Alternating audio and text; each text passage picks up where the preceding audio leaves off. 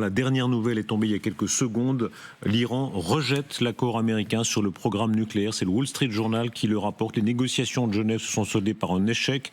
Téhéran refuse absolument même la solution du transfert à l'étranger des stocks d'uranium enrichi, s'opposant totalement à l'arrêt de l'enrichissement, au démantèlement des installations nucléaires et aux restrictions indéfinies de son programme. Cela coïncide avec les images qu'on va voir maintenant.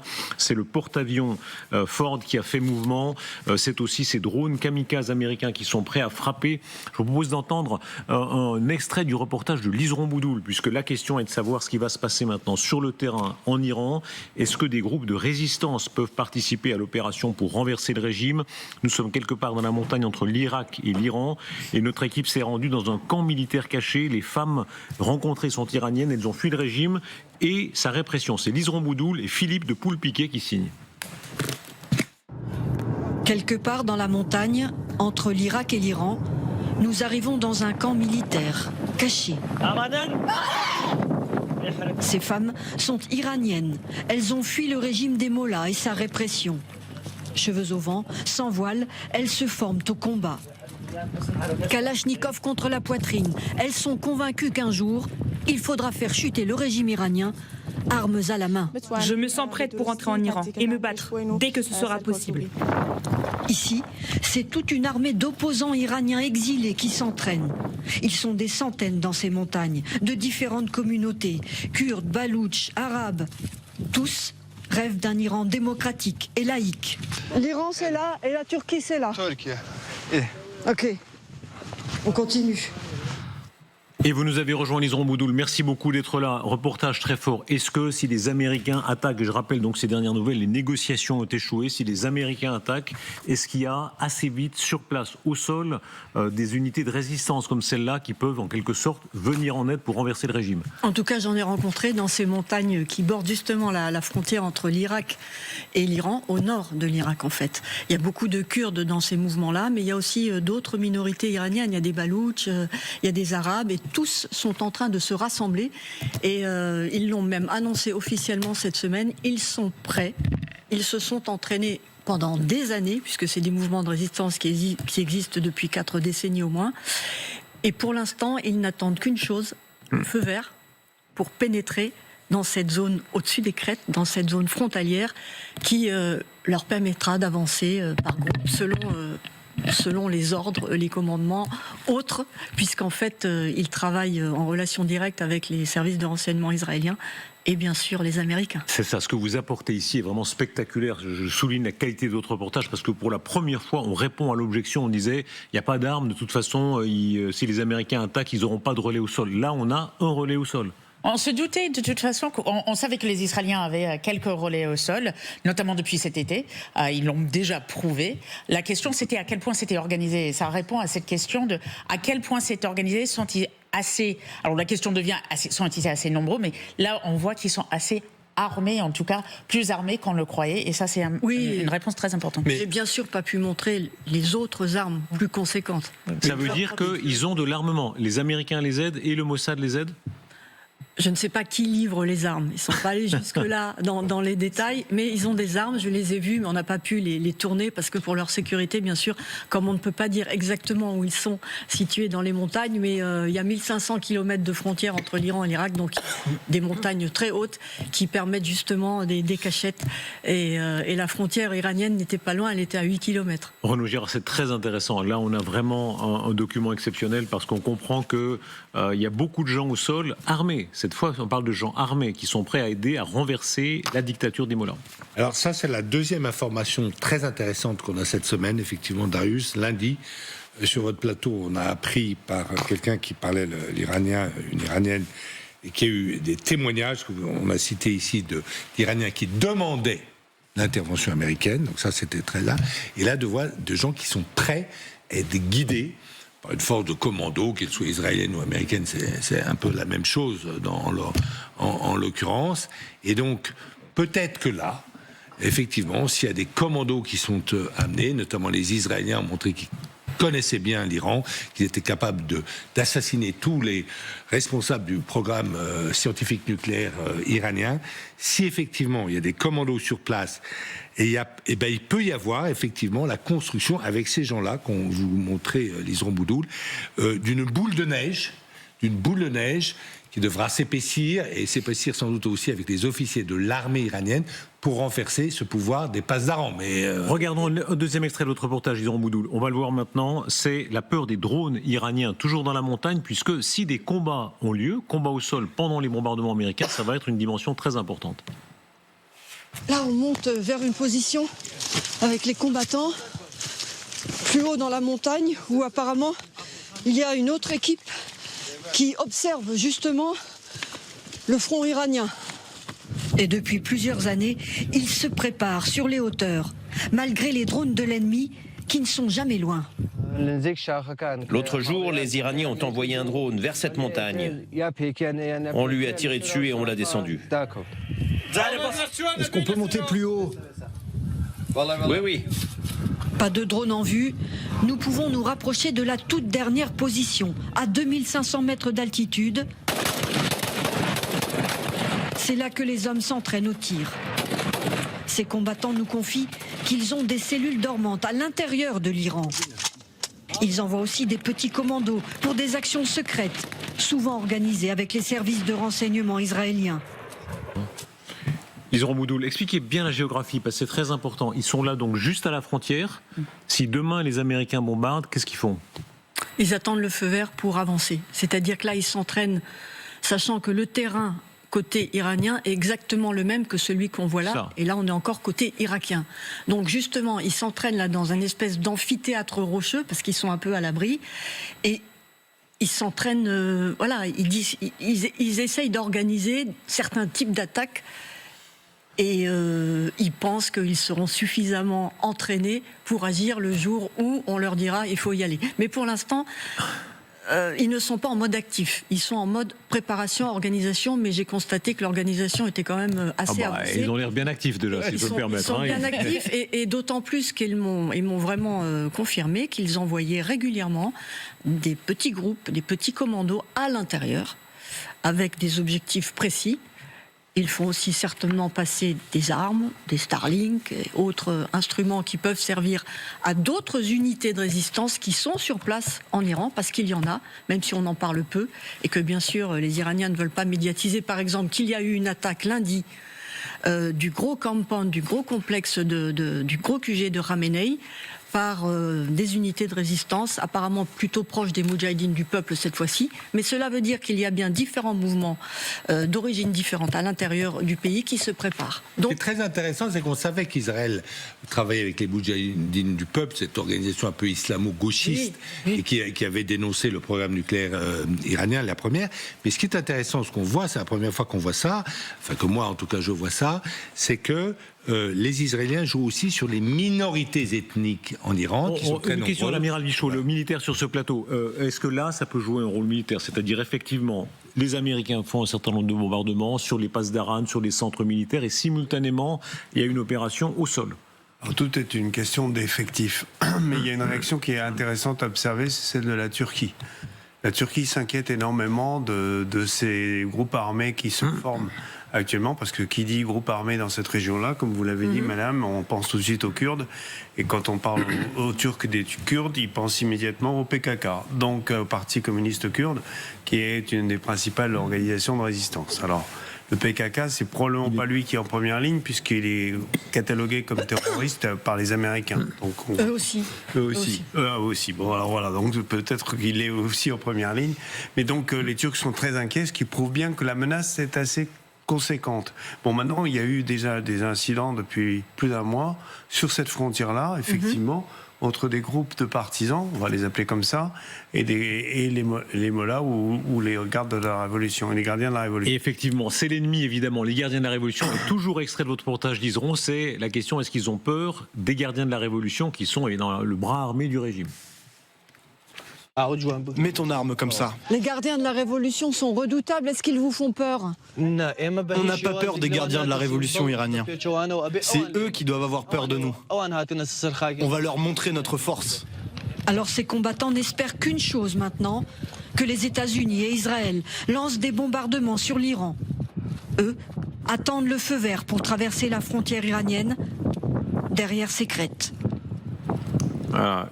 Quel est l'état des forces, Isidore Boudoul? On dit qu'il y a 120 000 Pasdaran à peu près, c'est ça, c'est les chiffres qu'on articule souvent. Oui, mais si on ajoute les Bassidji, les forces, les commandos spéciaux, ça fait entre 1,5 million et 2 millions de personnes. Et là, combien sont-ils dans les montagnes à peu près? Ils ne le diront pas, mais plusieurs centaines. Ouais. Ça fait pas le poids. Est-ce que vous avez des informations sur les renforts qui vont en face, c'est-à-dire des combattants étrangers, par exemple du Hezbollah, qui viendraient en ce moment en Iran aider le régime? En tout cas, j'ai vu les milices irakiennes pro-iraniennes qui sont aussi dans cette zone-là, au nord de l'Irak, au nord du Kurdistan irakien, et qui sont, alors elles, très nombreuses et aussi prêtes à agir si l'Iran était attaqué. En faveur de l'Iran. En faveur de l'Iran, bien évidemment. Mais l'Irak a cette particularité-là, c'est que, comme ils disent, la journée on est avec les Américains et la nuit on est avec les Iraniens. Alors ce qui est intéressant, c'est que plus à l'est, on arrive à la Caspienne et là à l'Azerbaïdjan. Ouais. Et là sur l'Azerbaïdjan, effectivement, les Israéliens disposent de bases même, d'observation et même de bases d'où pourraient partir d'éventuels commandos israéliens pour essayer de créer ce phénomène de boule de neige. Effectivement, il y a deux possibilités d'entrée, par ces montagnes au niveau du Kurdistan irakien et par la zone azérie, où il y a beaucoup d'espions. Beaucoup d'espions. Et aussi des minorités ethniques. Et des minorités ethniques. Ils sont azéris, ils ne sont pas persans. Et effectivement, ce que l'on constate là depuis ces dernières semaines, ces minorités ont une volonté de se rassembler pour faire chuter le régime, ce qui n'existait pas avant. Et quand on sait qu'elle représente 55%, voire 60% de la population iranienne, ça peut jouer. Bien sûr. Et surtout au Kurdistan iranien, parce qu'on me disait que même dans les années précédentes, les Pasdaran, même quand ils faisaient la chasse aux femmes non voilées à Téhéran, n'osaient pas la faire dans le Kurdistan iranien, parce que là, ils se dit, voilà, parce que là, ils sont vraiment pas populaires du tout. Donc, et le slogan Femme, vie, liberté est un slogan qui est né dans les milieux kurdes iraniens. Tout à fait. Donc on a au sol ces unités, on a sans doute des unités du Mossad qui sont présentes. Est-ce qu'on a, d'après vous, Amiral Bichot, aussi des Américains qui sont prêts au sol à leur prêter main forte? Stéphane Marchand? Je n'ai aucune idée là-dessus. Moi non plus. Sauf que si les Américains préparent des frappes, en général, il faut illuminer les cibles. Et pour illuminer les cibles, on n'a encore rien trouvé de mieux que d'envoyer des hommes pour le faire. Les interlocuteurs qu'on a, qui sont d'anciens membres du Mossad, disent que la CIA coopère en Iran même avec le Mossad. Donc il y a effectivement... Il y a des agents sur place, c'est pas forcément des Américains, mais des agents sur place. Après, aux États-Unis, ils parlent un peu, mais encore une fois, c'est des rumeurs d'éventuels... Enfin, on parlait d'Azerbaïdjan, c'est à la fois un allié d'Israël et des États-Unis, éventuellement notamment des forces spéciales, au cas où aussi il y a un pilote, par exemple, qui tombe, qu'il faudrait soustraire le pilote de l'Iran. Mais il reste une influence américaine extrêmement forte en Irak.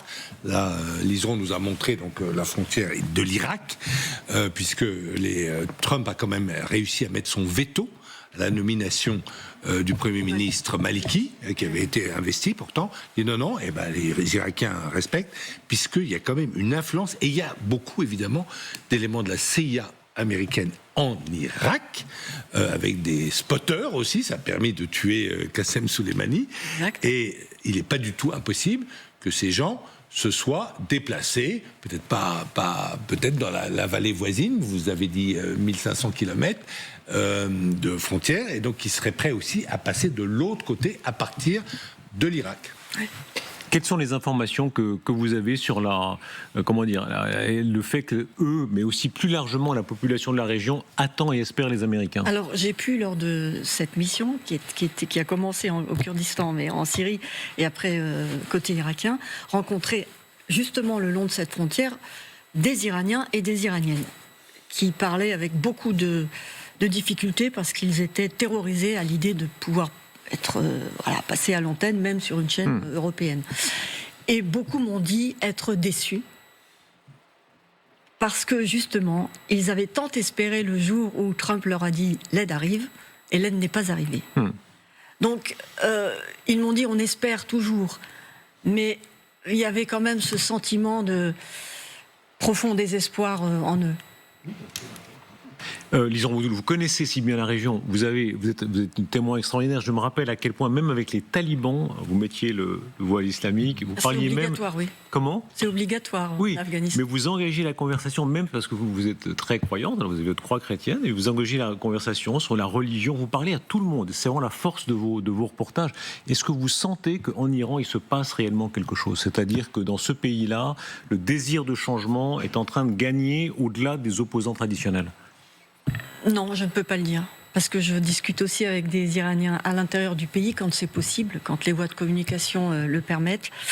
Mais il y en a encore beaucoup qui voient très mal une intervention extérieure, américaine ou israélienne, ou les deux en même temps. Mais qui n'en veulent pas. Ils le vivent encore assez mal. Alors peut-être que si ça arrive, ils changeront, mais je ne dirais pas que toute la population attend l'arrivée des Israéliens. Américains et des Israéliens. On parle de 82% de la population qui n'en veut plus de ce régime. Or, on voit, alors, eux sont armés effectivement, mais la population qui s'est révoltée dans les rues de Téhéran et des autres villes est à main nue et donc se fait massacrer. Donc voilà, il n'y a probablement pas d'alternative. Comment est-ce que vous expliquez ça ? Vous connaissez très bien ça. Comment est-ce que vous expliquez qu'il n'y ait pas davantage de volonté de tout le monde de renverser ce régime ?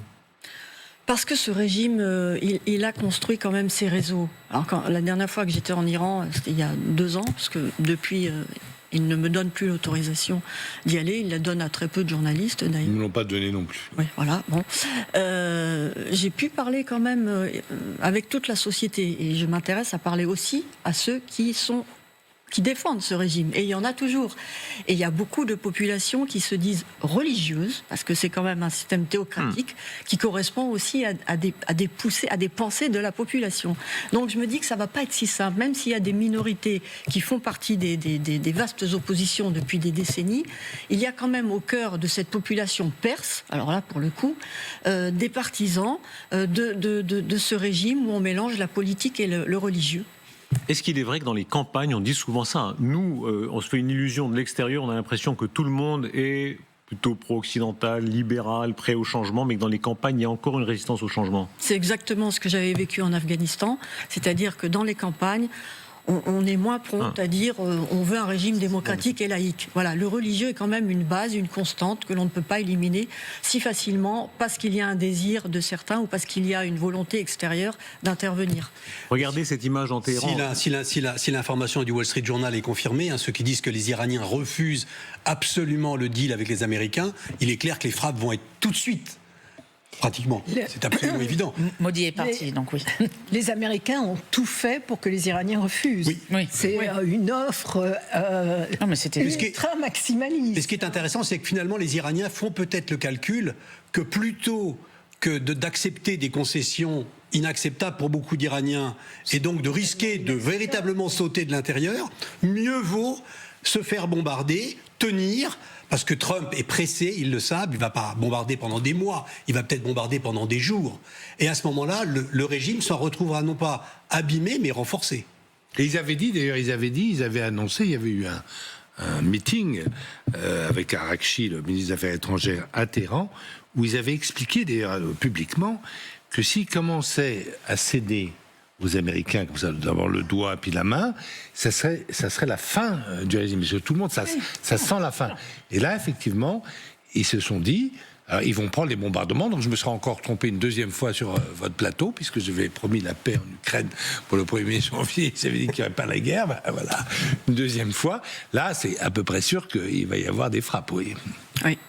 Regardez cette image dans Téhéran avec cette banderole où les gens demandaient, on voit là, il y a 2 opinions en Iran même. Encore une fois, que vous connaissez si bien ce pays, il y a une partie des Iraniens qui, elle, espèrent l'intervention des Américains, Liseron. Oui, bien sûr, et ils me l'ont dit, en tout cas ceux que j'ai rencontrés à la frontière me l'ont dit, mais en même temps en n'étant pas rassurés sur ce qui peut se passer après. Parce que bombarder certaines bases, des passes d'Aran, ou certains sites nucléaires, ou le complexe de Ali Khamenei au cœur de la capitale, peut-être. Est-ce que ça fera sauter le régime? J'en suis moins sûre, vu la connaissance que j'ai de ce pays de l'intérieur. Je ne suis pas sûre, même s'il y a des unités de résistance et même s'il y a des opposants à l'extérieur, je ne suis pas sûre que toute la population ait envie d'un chaos total. Et on a vu, et vous le répétez souvent, on a l'exemple de l'Irak, de la Libye. Oui. Le précédent irakien, évidemment, crée beaucoup de prévention. Hein. Oui. Les gens ont peur de ça? Surtout dans cette région, oui. Ils l'ont vécu, c'est leurs voisins. Parce que la fragmentation ethnique dont vous parlez tout à l'heure, elle existe, mais quand même à la marge. Alors qu'en Irak, il y a une fragmentation en 3 parties qui est quand même très puissante. Là, en Iran, le socle central perse est quand même plus homogène. Oui, mais il représente la moitié de la population. Il n'y avait pas 40 millions de personnes dans les rues en janvier. On va avancer un peu puisque les nouvelles sont en train de s'accélérer.